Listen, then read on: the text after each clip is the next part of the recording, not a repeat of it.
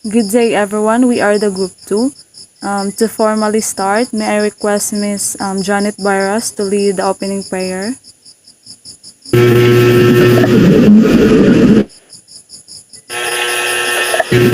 Let us put ourselves in the hollow presence of God as we pray in the Father, the Son, and the Holy Spirit. Our Father, who art in heaven, hallowed be thy name. The kingdom come, thy will be done on earth as it is in heaven. Give us this day our daily bread, and forgive us our sins as we forgive those sins against us. Do not bring us to the test, but deliver us from evil. Amen. In the Father, of the Son, and of the Holy Spirit. Amen.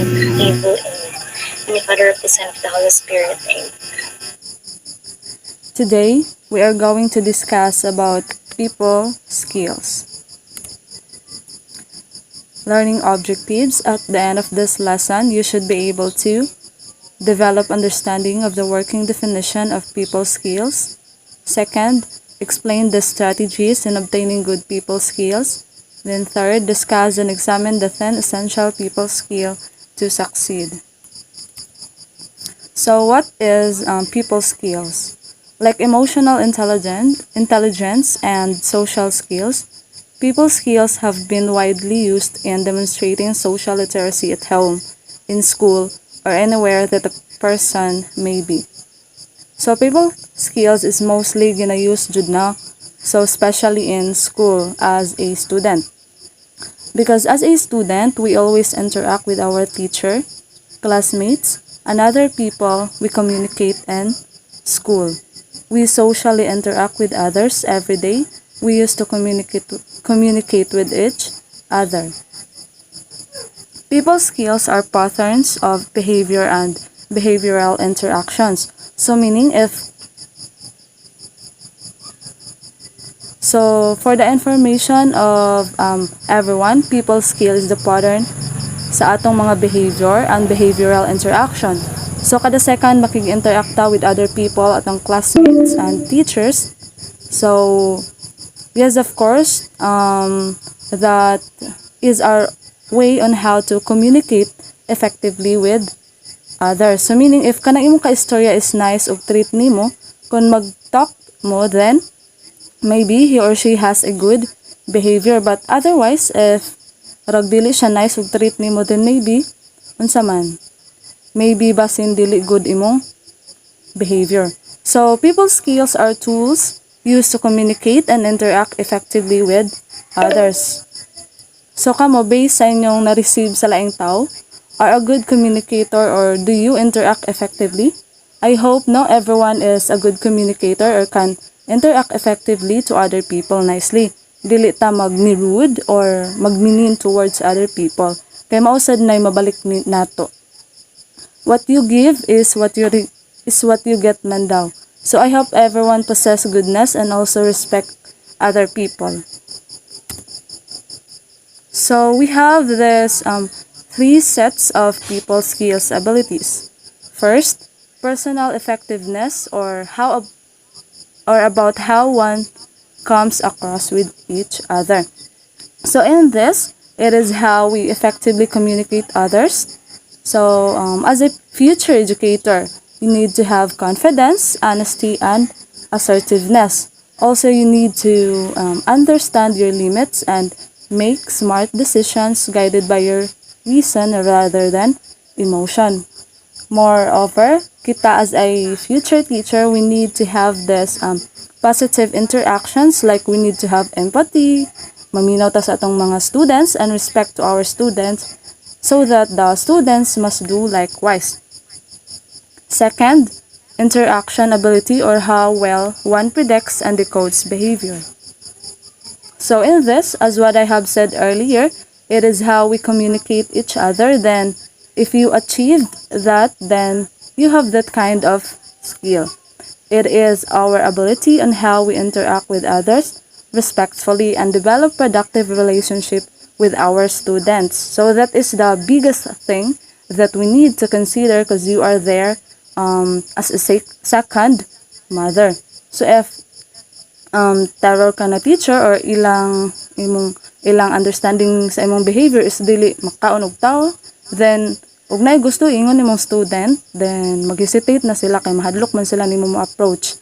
So as teacher, we need to be understanding, sincere, trustworthy, and must have moderate behaviors and many more to minimize conflict and maximize rapport.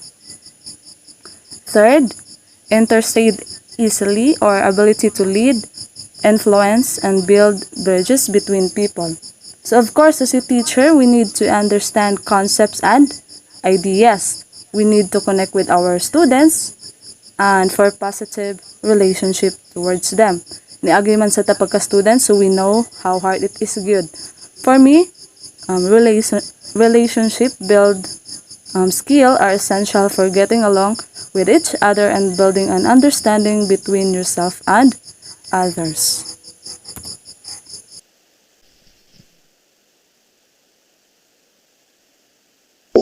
Okay, I'm the next reporter, and I'm here to continue the introduction part of the people skills. So, moreover, people skills are the ability to accept, appreciate, and admire others on a personal or professional level. So, of course, people skills, we're talking about the ability to accept and appreciate. So, if you are having a hard time accepting and appreciating people, then I think your problem is your people skill. And also, if you are uh, admiring others on a personal or professional level, so it's normal na idea nga we admire and kanang we admire and appreciate other people. So it's either girl to girl or boy to boy or girl to boy, boy to girl. So that's kanang appeal na siya sa atong people skills.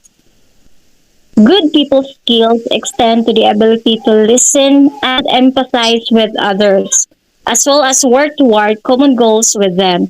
So, if we mean good people skills, so uh, that means that we have the ability to listen, but not just listen, but empathize with others. So, if you are good at listening, then you are good at empathizing people. So, if you lack empathy to other people, then you will listen lang kanunay, tapos sa imong hunahuna is wala yamoy kanang empathy, wala kaya moy kanang kaluoy ang nga tao, then you have no good people skills, and as well as work toward common goals with them. So if you think nga always ka right, then if you think that kanang your goals are better than anyone, better than kanang someone, then you lack good people skills. It's because if you have good people skills, then you have to work toward common goals with them. Even if you think nga mas better pa man akong plan ani, mas better pa akong goal, but of course we have to listen others. We have to kanang understand them. What is their point? What is their goal? So then merely listening to your own ideas and to your own goals. Next, therefore, these are set of skills that enable a person to get along with others, communicate ideas effectively, resolve conflict, and achieve personal or professional goals. So of course, we have the ability to listen and empathize other people. Then we get along with others. So it's kanang masayon nga makipag-get along with others if you have empathy, if you have the ability to understand other people. And if you get along with others, then you communicate ideas effectively. It's because makita sa mga tao nga imuhang maka-get along or makatabo nimo sa imong kinabuhi nga kanang you are a good person. So, you communicate ideas effectively if you're a good person manggod kay ang mga tao is mo approach nimo in a way nga dili aggressive. It's because at the first place ikaw mismo sa imong pagkatao kibaw ka nga dili ko ka aggressive. You are a good person. And of course, you resolve conflicts and achieve personal or professional goals. Next, Slide, please. In general, Portland Business Journal describes people skills as 1. Ability to effectively communicate, understand, and empathize. 2. Ability to interact with others respectfully and develop productive working relationship to minimize conflict and maximize rapport. 3. Ability to build sincerity and trust, moderate behaviors, less impulsive, and enhance agreeableness. So, the first one is the ability to effectively communicate. So, understand and empathize. So, dapat magkuyog gini silang tulo. If you are an effective communicator, then you understand and empathize them. Then second, ability to interact with others respectfully. So when you interact other people, then you have to have that respect nga kanang angayan para nila. Even though other people kanang are too impulsive bitaw usahay kanang they are not approachable, but make sure that kanang ikaw dili ka kanang masway ana, then kanang interact ka with others respectfully, and kanang you have to develop productive working relationship kay para minimize ang conflict and to maximize the katong mga successful nga mga activities. And lastly is the ability to build sincerity and trust. Kay of course, if you are a good or effective kana you have effective people skills, then makabuild jud kag sincerity and trust towards other people. It's because of your ability to understand and empathize other people, then you began to build sincerity and trust, then kanang you will kanang encounter bitaw moderate behaviors na lang, like less impulsive, kay kanang ikaw pod mismo sa kung galingon di po kaganag impulsive man, so you refrain from being impulsive pod. The next,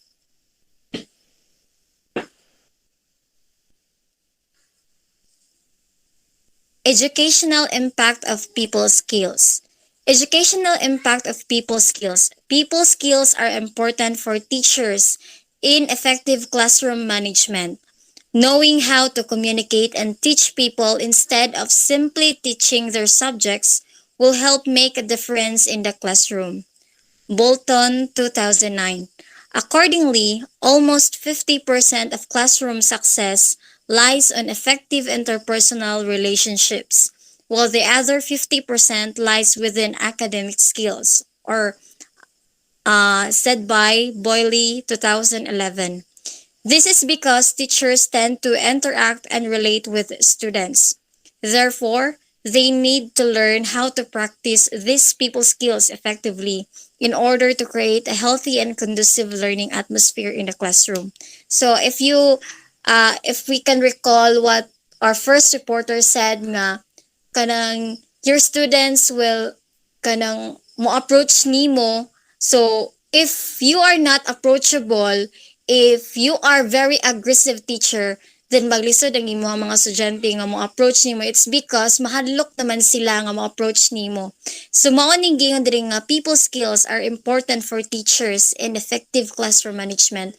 So as future educators, we must maintain good people skills. We must maintain ourselves kanang nga dili ta impulsive, nga dili ta aggressive, kay kanang accordingly ingon man sila nga almost 50% of classroom success lies on effective interpersonal relationships. So if nakabantay man tanong nga pag atong student teacher or atong teacher mismo is approachable, then very friendly, kanang sigig interact nato, then we can feel their sincerity, then we can feel nga we can trust them, we can share with them our problems. So mong giingon nga kanang 50% 50% 50% sa imong how you interact with your students, and 50% how you teach them academically. So It is because kanang as a teacher, we are not just imparting knowledge. We are also imparting some skills nga beyond knowledge. So that's it.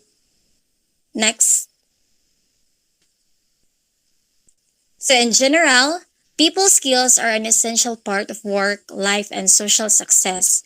When one has strong people skills, he or she is able to one, teach him or herself; two, overcome social anxiety; three, communicate ideas; and four, influence others positively. So the next reporter.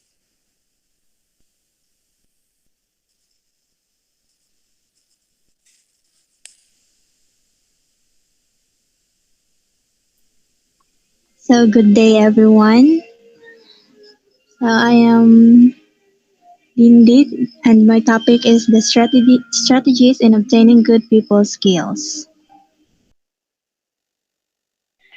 So there are four uh, strategies in obtaining good people skills. So the first one is the good communication skills. So good communication skills, strong people strong people skills in the communication area include the ability to take in information, clarify comments, and participate in effective verbal and written exchanges. So understandable or maning ko ano good communication skills. So to obtain good people skills, we need to have a good communication skills. Kay of course, makihalubilo man kita. Dili kita kanang kung magpaka-introvert ta, magpa-shy-shy nga na, di kita mo kanang mulambo ba. Then we have to communicate and explore to obtain good people skills and to have meaningful, joyful, and purpose-driven life. Like for instance, kita mga classmate, di ba? Kaning atong gihimo nga reporting, nag-brainstorm ta and nakakam up ta nga mag-kuanan ta katong nay pageant ko no. So we should communicate well. Naka-communicate jud tag maayo to kanya wala ra jud sila na dayon. And give everyone a chance to be heard kanang mga ideas. Mao to nga pageant ko no. So that daghan tag choices and naka-participate pa ang tanan. So there are 7 C's of communication para effective jud siya. The 7 C's are clear, correct, complete, concrete, concise, considered, and courteous. So, maot na ang good communication skills. The second one is the conflict resolution skills. Having the ability to mediate disputes and resolve conflict among others is an important personal and professional skill. Hence, conflict resolution involves the ability to clarify a specific dispute, listen to perspectives in a non-judgmental manner, and offer suggestions for action. So, kaning conflict resolution skills, we have tackled this last meeting. Katulad conflict resolution. If na conflict na agyud na solution. So to obtain good people skills, we need to have a conflict resolution skills kay syempre we don't know when mo occur ang mga conflicts sa atong life. Kanang example, kanang labi na ng mga ma-encounter nato nga mga tao with different views or perspectives. So to successfully resolve a conflict, you need to learn and practice 2 core skills. The first one is the quick stress relief. So the ability to quickly release stress in the moment. So kung na ang conflict, dapat ang tanan nimong stress wadon sa nimo para makafocus ka. Kung ni-occur na conflict, para makahuna-huna og tarong sa imong buhaton to solve the conflict. Second is the emotional awareness, the ability to remain comfortable enough with your emotions to react in constructive ways even in the midst of perceived attack. So dapat aware ka sa emotions nimo to be comfortable enough on how to deal with those conflict bisan pag pinakalit. So unsa man na mag-practice tag active listening and communication skills. So dapat naminaw ka sa kung sa to imong ka conflict without interrupting them. Stay calm and recognize the conflict. Maintain a positive attitude and practice managing your emotions. So, Janet Boyras, please take over. Okay, so next strategy in obtaining good people skills is the value of patience. The value of patience means patience is an exceptional people skill that is valuable in every profession. It involves being able to maintain temper, repeat and explain information as necessary, and control anger in even the most trying situations. So from the word patience, this means kamao ka, maghuwat. Then as a person living in this society, valuing patience gives ourselves time to think critically.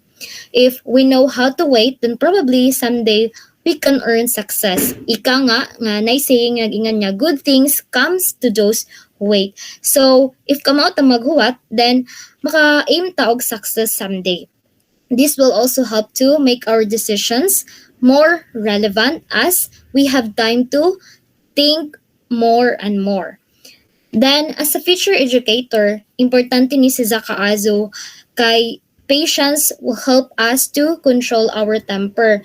Kay kahibaw man ta nga someday maka-encounter sa different nga mga behaviors sa students nga di malikayan nga ma-high blood ta. So, practicing to be patient will help to deliver an effective strategy of teaching. Sa kadugayan natong paghuwat sa pag-observe nila, if unsa jud ang ilahang behaviors, then maka-find ta og ways or mga methods kung unsay dapat niya i-apply nato as educators. So, also, this will help us to remain calm, won't able to talk harshly to our students or be mad on them in a wrong place. Then as a result, makadevelop ta og good teaching strategy and relationship with students. Then the fourth one is the tolerance and understanding. Having a tolerance, this means having tolerance and understanding the differences of others lead to success. Tolerant people have the ability to accept differences even when they don't personally agree with them. So, from the word tolerance, nagpasabot ni si Zanga, kamao ta mo endure or accept sa differences or forbearance sa uban even though like sakit sa ang buot or bawal na nato, kamao ta mo respect sa other nga differences.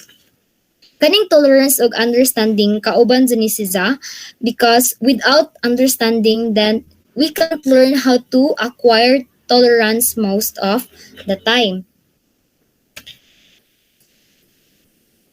Then it will also help us to learn how to accept others' opinion or disagree sa uban in a polite way nga dili maka-offend nila or maka-lead sa difficulties. Like for example, kanang Muslims, ang mga Muslim man jud is usually dili na sila mukaon og pork. So kita nga lahi og tinuuhan nila mukaon ta og pork kay ganahan man ta. Then ang Muslim, if makakita sila nga mukaon ka og pork, dili kanila sitahon nga bawal na ayaw na kana kay kamao man sila mo respect sa ato ang diversity. So as a future educator, this is very important because this will help us to be a better person to understand diversity for our students, which is a good skill that we will have to treat them fairly and without bias. So, next slide, please. So, in general, there are 5 A's to improve people skills, which are the acceptance, appreciation, approval, admiration, and attention. So, this skill is very important for us to remember especially as a future educators because it will help us to grow andam na to makahandle ta og kanang tarang sa mga estudyante. Next reporter. So here are the top 10 essential skills in order to succeed. So the first one is being socially assertive. So assertiveness is a social skill that relies heavily on effective communication while simultaneously respecting the thoughts and wishes of others. So being assertive is people who are assertive clearly and respectfully communicate their wants, needs, positions, and boundaries to others. So there's no question of where they stand no matter what the topic is. So individuals who are high in assertiveness don't shy away from defending their points of view or goals. So or from trying to influence to their side or trying to influence to see their other side. So they are open to both compliments and constructive criticism. And also, assertiveness can help you control stress and anger and improve coping skills because you will learn to say no to others and recognize and learn assertive behavior and communication. So, assertiveness can help you express yourself effectively and can stand up your own side and can stand up for your own point of view, and it can also help you to do this while respecting the rights and beliefs of others. So the second one is crafting a memorable presence. So are you a memorable one, or do people will remember you after meeting you, or do you have a strong first impression? So people with a great presence have an easy time making lasting connections and are extremely good in rapport building. So your presence has a direct relationship to your ability to create lasting personal relationships and build a network.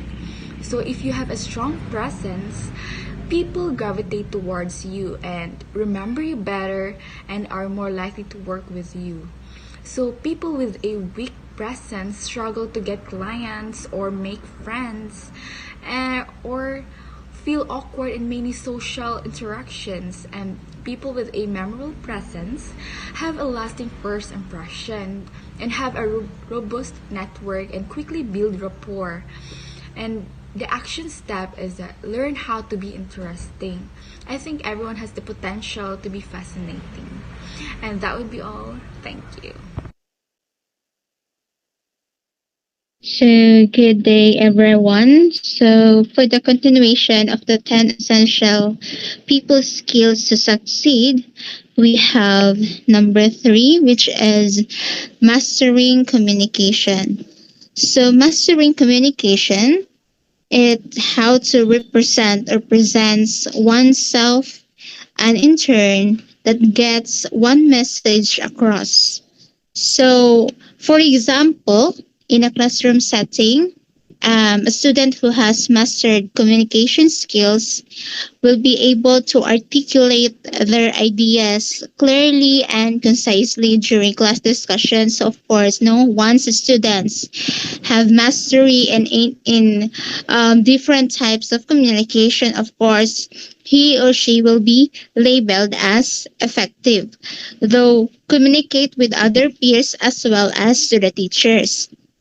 And also, this type of student is participative in just like in thoughtful questions, no? Ask thoughtful questions to deepen their understanding of the material. So, where there are some students also that active in raising their hands, no?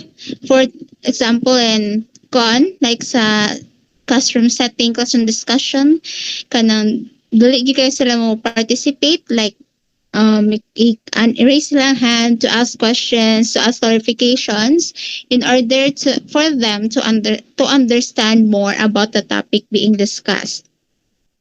Second, I think it's fourth, the sustaining lasting confidence. So when we say sustaining lasting confidence, it means people who can sustain lasting confidence are able to conquer their shyness, avoid awkwardness, and get through their anxiety or overcome any nervous tendencies. So it is understandable that To avoid awkwardness and shyness, of course, it's because a confidence is for the students who sustain in a classroom setting, maybe someone who takes pride in their academic achievements. So that was part or a list of students who have a greater lasting confidence in the classroom,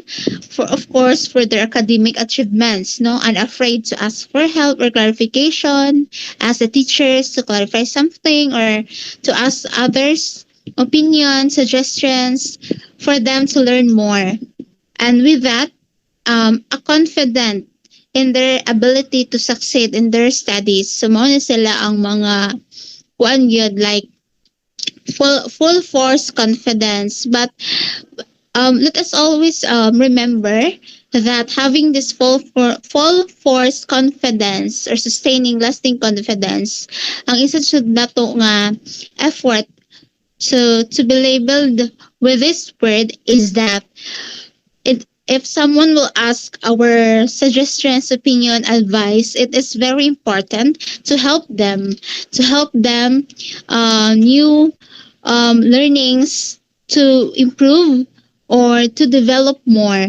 Okay, um, in a classroom setting, we have um, we all know that we have different capacities. Okay, we have different capacities in a field of, maybe one student is excel more in mathematics, one students also excel more in English, other may excel more in science or whatnot. Then of course, as in ourselves, if we are confident, if someone will ask our help, then it is very important to extend our presence for them, so that in that way we can be labeled as sustaining lasting confidence. Next, we have the fifth one, being an excellent conversationalist. So this is essentials in communicating and interacting with others. Excellent conversationalists are people whom others may be fond of listening and discussing with. So if the word highlight there was a fan of listening and discussing with. So in a classroom setting, an excellent conversationalist may be somehow someone who actively listen to their peers, no? Listen to their peers for sort of advice, suggestions, or any concerns, and offers, no, in return, they offers thoughtful insights during group discussions, no, just like what we did last week, no, knowing that we are the group 2, and we execute this as a group discussion. So what could be the first step, what could be our flow in order for the smooth um smooth reporting. So with that, it is also be called as skilled at navigating disagreements or differing perspective in a respectful and constructive manner. So um, with that, no, being an excellent conversationalist, it is very important to be respectful and talk or communicate in a constructive manner. That is very important. Na we we should accept, no, everyone's or every member's ideas, no, for, and then after we will gather that one, and with that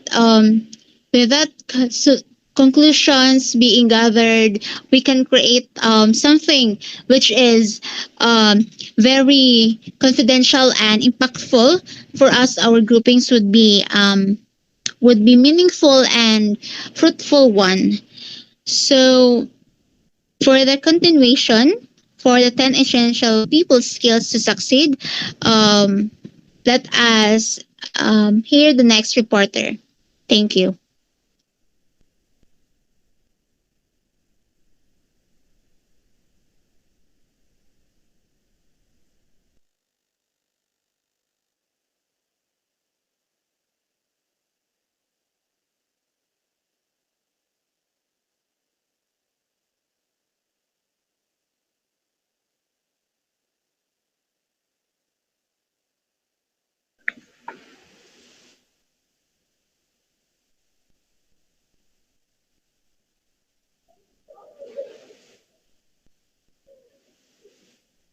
So another essential people skills to succeed is being highly likable. So being highly likable is important as it builds trust, establishes positive relationships, and enhances communication with others. So, kita no kay kahibaw naman jud ta kung kanang unsa ang klase or attitudes or aspects sa usa ka tawo ang makaingon ta nga siya kay highly likable. For example, kanang one aspect of being highly likable is being is having a positive attitudes or willingness to help. So kita kay kintahay sa atong kaugalingon kung natay friend or usa ka bisan gug ka ng stranger kay kung natay maka-encounter inga na nga tawo kintahay ka nang willing siya motabang nato without forcing them makaingon man jud ta nila nga kanang nindot siya attitude ingana. So katong tawhana makaingon na ta nga siya is being highly likable. So for example no in a classroom setting, a teacher who is highly likable is more likely to create a positive and comfortable learning environment for their students. So with that, students are more likely to kanang participate in class discussions, seek help when needed. Kanang di sila magduha-duha og kanang pangayog tabang nimo kay kanang makaingon man sila nga dili ni strikta ning maestraha ingana kay ang imong pagtanaw atong maestraha is kanang naa siya characteristics nga kanang ganahan kaniya ingana. So with this, students are more likely to participate in class discussions, seek help when needed, and be receptive to the teacher's feedback if they feel comfortable and at ease with the teacher. So another aspect is being authentic and genuine with your true selves. So, for example, as a teacher who is highly likable, may make an effort to know their students, show genuine interest in their lives, and treat them with respect and kindness. So this can create a sense of belonging and foster positive attitudes towards learning. So next is approachable and friendly. So kita no sa atong mga makasalamuha nga tao is kanang makakonklud man ta dayon nga kanang tawhana is being highly likable kung approachable sila og friendly kana bitong maka-feel na ka nga na out of place na ka nga na murag feel nimo wa kay friend then kanang dili sila magduha-duhag approach nimo ba nga para kanang makasabay sad kanila ingana. So in a classroom setting, a teacher who is approachable and friendly may be more effective in diffusing conflicts or addressing behavioral issues in the classroom. So as students are more likely to listen and respond positively to them. So being highly likable as a teacher can have a positive impact on students' learning experiences and help to build a strong and supportive classroom community. So next is being exceptional at decoding emotions. So people who are good at reading people are exceptionally strong at knowing how others think and feel. So being exceptional at decoding emotion is important because it allows individual to understand others' feelings and respond appropriately. So in a classroom setting, no, a teacher who is exceptional at decoding emotions can pick up on students' nonverbal cues and adjust their teaching styles accordingly. So for example, if a student look confused or frustrated na kung kanang giunsa na ingana kanang murag nagkanang lisod sila og sabot sa class discussion. So the teacher can offer additional explanation or support to help the students understand the lesson better. So if kita as a future teacher, kanang mas maayo kung kanang maka-feel bitaw ta or tan-aw nato sa atong estudyante nga galisod siyag sabot ingana maayong buhaton ingana is kita mismo ang mo-offer nila og kanang mga additional nga explanation para sila makasabot. So being exceptional at decoding emotion can help build positive relationship with students. So when a teacher can understand and respond appropriately to a student's emotion, it can help the students feel seen and valued, which can increase their engagement and motivation in the classroom. So for example, if a student is feeling anxious about a test, a teacher who is exceptional at decoding emotion can offer reassurance and supports to help the student feel more at ease.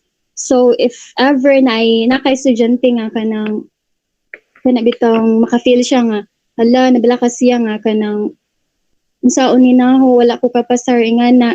So as a student, as a teacher, ikaw mismo ang mo-motivate sa imong student nga maka-feel siya og is kana makalma siya ba. For example, sa pinaagi nga imo ra siyang tambagan nga mobawi na lang ka sunod exam nga na maningkamot na sunod exam nga na. So overall, being exceptional at decoding emotion is valuable skill for teachers as it allows them to feel better, understand and support their students, creating a positive and effective learning environment.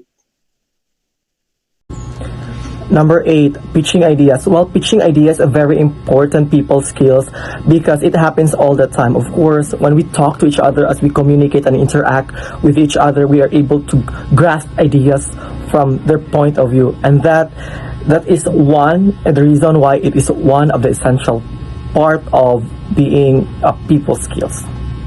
Number 9 is being charismatic. Charisma is the perfect blend of two essential people skills, such as a warmth and competence. Of course, one of the great example of this is politicians. We all know that they are have great charisma when they talk, when they communicate, and when they engage to us, because we are able to, what do you call this, uplift our thoughts and divert, and we always like, okay, and one another example of it is the Miss Universe. Being a public figure, they have this power, they have the charisma to let them listen. That they always said that, okay, listen to me because I have awareness to share a message, and that's it. That is why being charisma is one of the 10 essential part of having people skills. And the last is being an influential leader. Of course, being a leader in both personal and social and professional life are able to gain camaraderie. Being an influential leader must have people skills in a particular reason that they engage and interact. And one of the best example of it is our former Vice President, Leni Robredo. I really highly appreciate her for being an influential leader, not only in my life, but also to the others. We are the group future educator. And I hope that you learn something from us. Thank you and God bless everyone. Bye. Bye.